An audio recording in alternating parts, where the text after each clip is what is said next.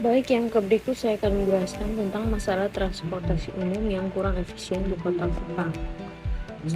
Sebelumnya, perkenalkan, nama saya Maria Laurencia Fernanda Diansimuma.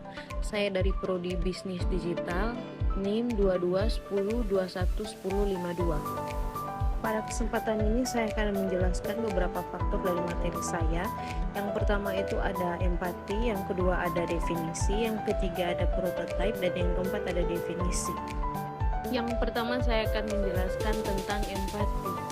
Kurangnya empati terhadap kebutuhan penumpang dalam transportasi umum di Kota Kupang dapat berdampak negatif pada kualitas layanan. Hal ini tercermin dalam yang pertama, ketidaksesuaian pelayanan. Rute dan jadwal yang tidak memadai dengan kebutuhan sehari-hari penumpang dapat mengakibatkan ketidaknyamanan dan keterlambatan. Yang kedua, kurangnya fasilitas dukungan. Tidak adanya fasilitas untuk menyandang disabilitas atau sekelompok khususnya lainnya dapat menciptakan hambatan dan kurangnya aksesibilitas. Yang ketiga, ketidakjelasan informasi. Kurangnya komunikasi yang efektif mengenai perubahan jadwal, rute atau kondisi layanan dapat meningkatkan ketidakpastian dan frustrasi penumpang. Yang keempat, ketidakresponsif terhadap masukan. Jika penyedia layanan tidak merespon atau tidak mengambil tindakan berdasarkan umpan balik penumpang, hal ini dapat menciptakan persepsi bahwa kebutuhan mereka diabaikan. Yang kelima, kondisi fisik dan kebersihan.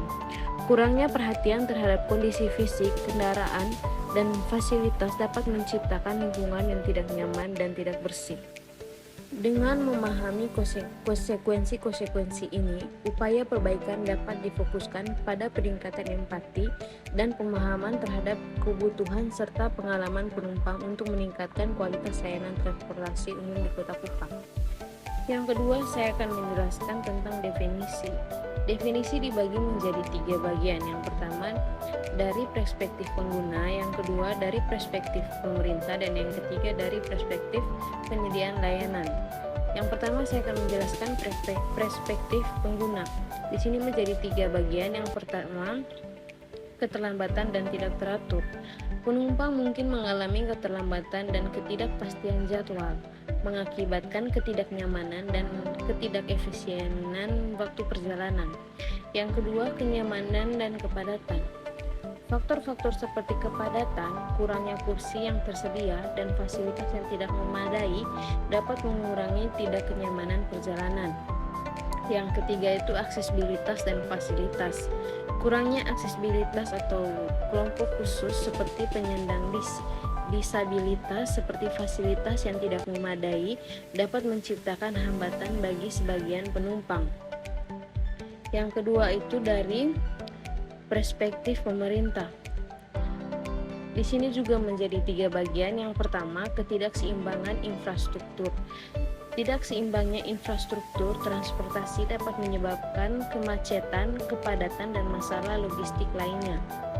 Yang kedua itu kurangnya integrasi modal transportasi. Ketidakmampuan untuk mengintegrasi berbagai modal transportasi dapat menyulitkan mobilitas dan transfer penumpang. Yang ketiga itu kurangnya investasi dan perawatan. Kelebihan beban operasional dan kurangnya investasi dapat menyebabkan perawatan armada dan infrastruktur dapat menyebabkan kurangnya efisiensi. Yang ketiga itu perspektif penyediaan layanan transportasi. Ini juga menjadi 3 bagian. Yang pertama itu kurangnya manajemen operasional. Tidak optimalnya manajemen operasional dan perencanaan rute dapat menyebabkan ketidakefisienan dalam menyelenggarakan pelayanan transportasi. Yang kedua itu kurangnya penggunaan teknologi. Tidak dapat mengadopsi teknologi modern dalam manajemen layanan dapat menyulitkan pemantauan dan peningkatan efisiensi. Yang ketiga, kurangnya respon terhadap umpan balik pengguna. Tidak merespon atau tidak mengambil tindakan berdasarkan umpan balik pengguna dapat menciptakan kesenjangan antara kebutuhan pengguna dan layanan yang disediakan. Yang ketiga, saya akan menjelaskan tentang prototype. Kegagalan dalam perjalanan dan ketidakpastian kedatangan transportasi umum dapat menciptakan ketidaknyamanan bagi penumpang dengan beberapa cara. Yang pertama itu keterlambatan.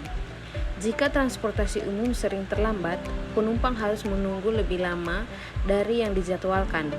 Hal ini dapat menyebabkan kecemasan, ketidaknyamanan fisik, dan gangguan terhadap jadwal harian.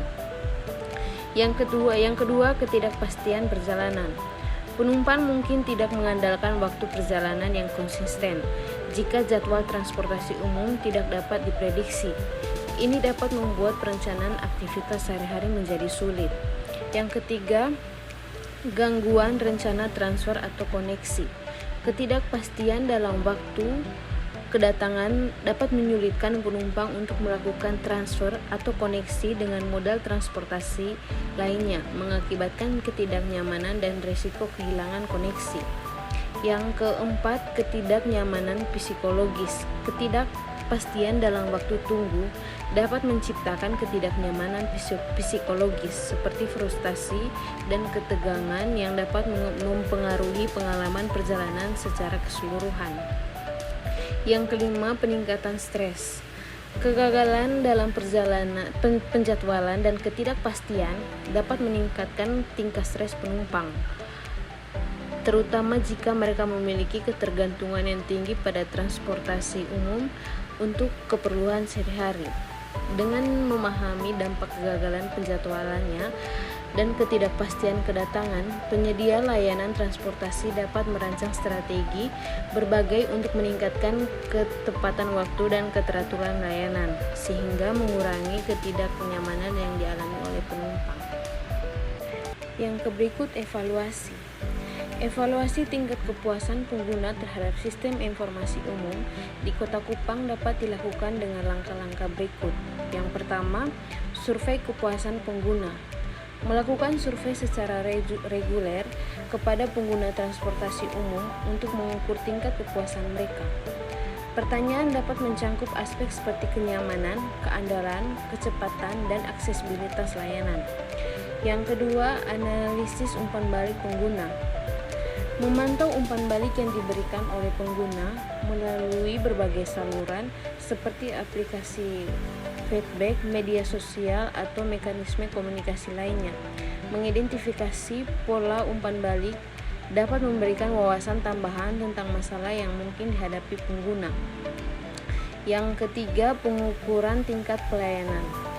Menganalisis waktu tunggu, keandalan dan ketepatan waktu layanan transportasi untuk memastikan bahwa sistem beroperasi sesuai dengan jadwal yang dijanjikan. Yang ketiga, studi perbandingan dengan standar layanan. Membandingkan kinerja seperti transportasi di Kota Kupang dengan standar layanan atau industri untuk mengevaluasi sejauh mana sistem tersebut memenuhi harapan dan norma. Yang kelima, fokus kelompok dan wawancara. Melakukan fokus kelompok atau wawancara dengan menggunakan transportasi umum untuk mendapatkan wawasan mendalam tentang pengalaman mereka, kebutuhan, dan harapan. Ini dapat memberikan konteks lebih lanjut untuk evaluasi kepuasan. Yang keenam, analisis statistik data operasional. Menganalisis data operasional seperti sejumlah penumpang, tingkat keterlambatan, dan ketepatan waktu untuk mendapatkan pemahaman tentang performa keseluruhan sistem. Yang ketujuh, pemantau tren kepuasan. Mengidentifikasi tren jangka panjang dalam tingkat kepuasan pengguna untuk memahami sistem transportasi umum mengalami perbaikan atau penurunan kinerja dari waktu ke waktu. Yang berikut, dengan menggabungkan berbagai metode evaluasi, pemerintah dan penyedia layanan dapat mendapatkan pemahaman yang komprehensif tentang tingkat kepuasan pengguna sebagai indikator utama efisiensi sistem transportasi umum di kota. Dari masalah-masalah tersebut dapat saya simpulkan Perbaikan sistem transportasi, Kota Kupang memerlukan pendekatan holistik yang melibatkan perbaikan dan dalam manajemen operasional, perawatan infrastruktur, integrasi modal transportasi, dan peningkatan interaksi antara penyedia layanan dan pengguna untuk mencapai efisiensi yang lebih baik dalam peningkatan kepuasan pengguna.